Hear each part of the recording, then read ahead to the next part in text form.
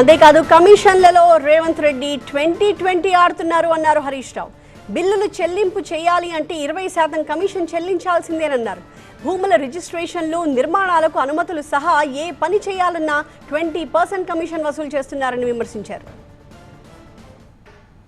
ఉత్త డొల్ల మాటలు, గోబల్స్ మాటలు, అబద్ధ ప్రచారాలు తప్ప నిన్నటి మీటింగ్లో నువ్వు ఇచ్చింది ఏంది? కేసీఆర్ కిట్ ఎందుకు బంద్ చేసినావు? బతుకమ్మ చీరలు ఎందుకు బంద్ చేసినావు? న్యూట్రిషన్ కిట్ ఎందుకు బంద్ చేసినావు? నేను అడుగుతా ఉన్నా. మళ్ళా మంచినీళ్ళ కష్టాలు మోపైనాయి.